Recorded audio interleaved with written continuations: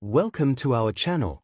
If you're new here, our mission is to share authentic Christian testimonies from around the globe, spreading the transformative message of God's kingdom.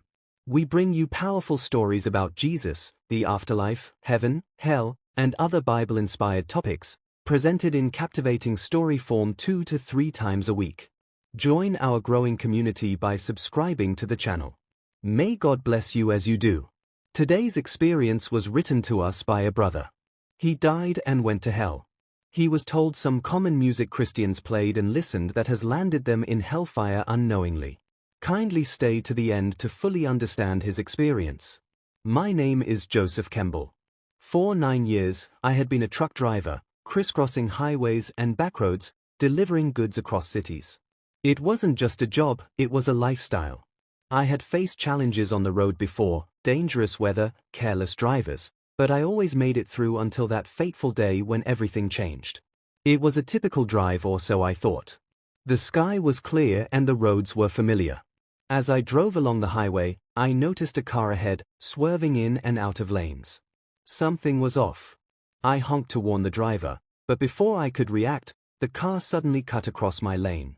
I slammed on the brakes, but it was too late. My truck, heavy with its load, jackknifed and spun out of control. The sound of metal scraping, glass shattering, and tires screeching filled the air as my truck collided with multiple vehicles.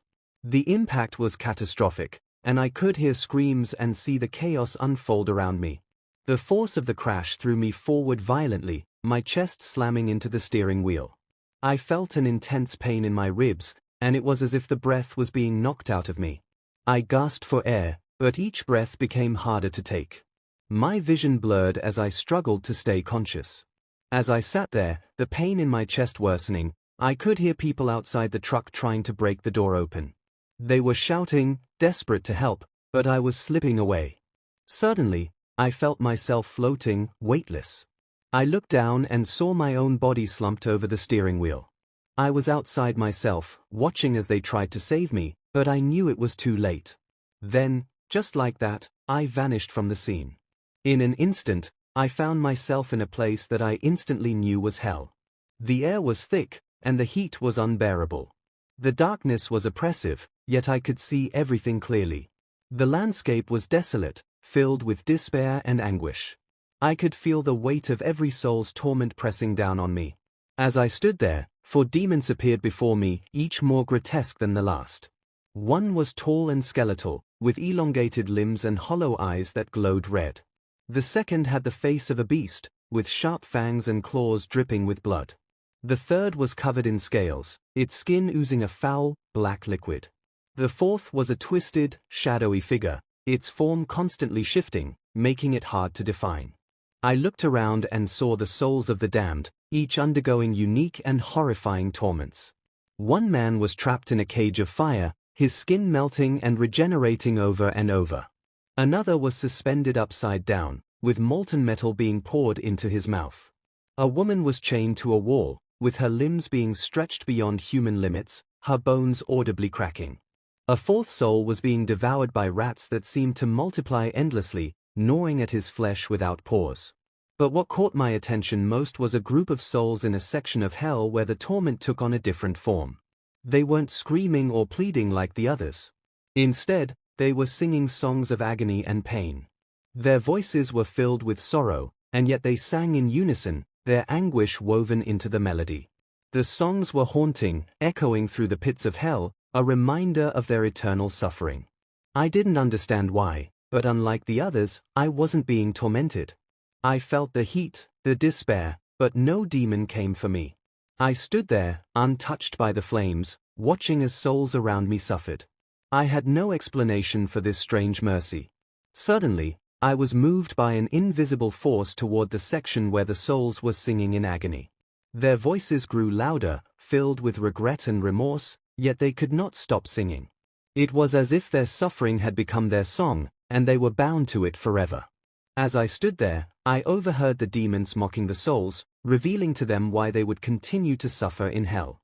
The demons took pleasure in reminding them that their fate was sealed because of the lives they had lived on earth. They reveled in their torment, taunting them with cruel laughter. One demon revealed how their strategy of infiltrating the church had been successful. They had introduced worldly and satanic music into the church, and many genuine Christians had been deceived. The souls before me had once been faithful believers, but they had fallen into the trap of enjoying music that had its roots in darkness. The demon continued, explaining how they had worked tirelessly to ensure that Christian music became corrupted. They had raised artists who would bow to their offers, strike deals with them, and become vessels to lead more souls into hell. Even those who had once been faithful in their service to God were not immune. What shocked me to my core was the revelation that the souls singing in pain had once been faithful Christians. These were men and women who had genuinely served God, people who had dedicated their lives to His work. They had been in the church, prayed fervently, and lived in the faith. Yet, despite their commitment, they had found themselves in hell. The demon revealed this as a dark secret, mocking the souls who had thought they were safe in their salvation. Somewhere along the way, these once faithful Christians had made a fatal error.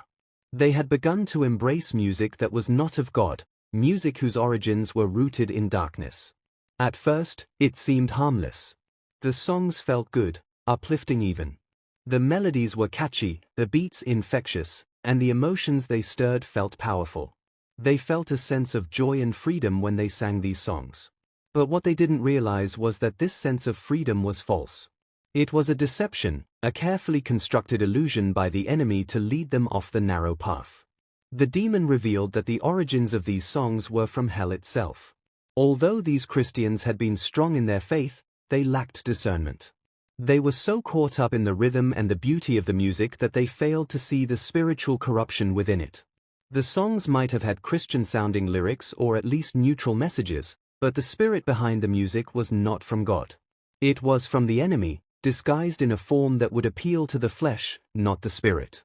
The demon mocked them, saying they didn't care where the songs came from, as long as it made them feel good. And now look where they are. The demon continued to mock, revealing how the corruption started small, perhaps with just one or two songs that seemed innocent enough. But over time, these songs became more prominent in their worship. They started replacing songs that glorified God with those that only glorified emotions, and the desires of the spiritual focus shifted from worshiping God in spirit and in truth to satisfying personal emotions and seeking a feel-good experience. They had unknowingly invited the enemy into their place of worship through the very songs they sang.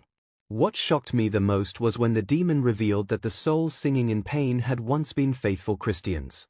They had served God genuinely, but somewhere along the line, they had begun to sing demonic songs because they enjoyed how it made them feel. These songs had sounded good to their ears, but their origins were from hell itself. Over time, these songs had corrupted their faith, and now they found themselves in hell. The demon mocked them, saying that they had unknowingly brought these songs into the church. They had polluted the worship services, and in doing so, had opened a door for the enemy to deceive others. Many Christians had been influenced by these songs, and they too would soon find themselves in hell, just like the souls before me. As the demon continued his cruel mockery, I suddenly felt a presence beside me. It wasn't like the demons. It was calm, almost peaceful. I turned and saw a figure that looked like an ordinary man, untouched by the flames of hell. I knew instinctively that this was a messenger from God. The presence spoke to me, revealing that the church was meant to be a place where souls were set right with God. Music, in particular, was a divine tool meant to uplift and glorify God, to lead people into His presence. But the souls in hell had corrupted this gift, allowing songs from the enemy to infiltrate the church. The messenger expressed God's displeasure with how these souls had brought satanic music into the church. They had failed to discern the true origin of the songs they were singing. These songs did not edify the church, but instead, they led many believers away from God's path. He revealed to me that the enemy was using music as a subtle yet powerful weapon, especially within the walls of church. Certain types of music, though pleasing to the ears, were spiritually harmful and never meant to be sung in the house of God. The messenger explained that these songs had a hidden agenda, and those who lacked discernment were unknowingly leading themselves and others astray. First, there were songs from artists who had sold their souls to the devil. These individuals had made pacts with dark forces in exchange for fame, wealth, or influence.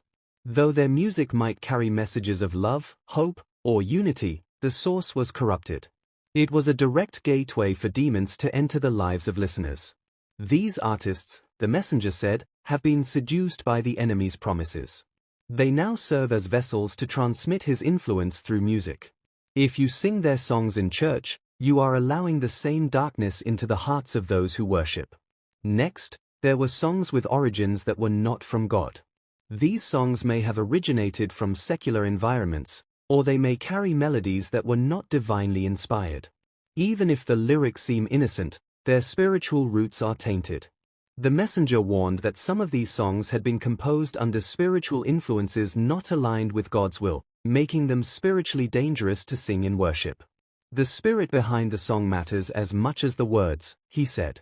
What you feed your soul through worship must be pure, or else you open yourself to deception.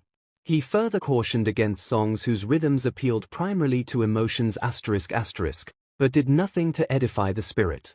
This, he said, was one of the enemy's greatest tricks, using rhythm, beats, and melodies to stir emotional responses without any true spiritual growth.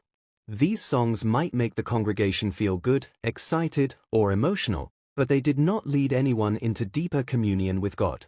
Instead, they appealed to the flesh, keeping worship shallow and hollow.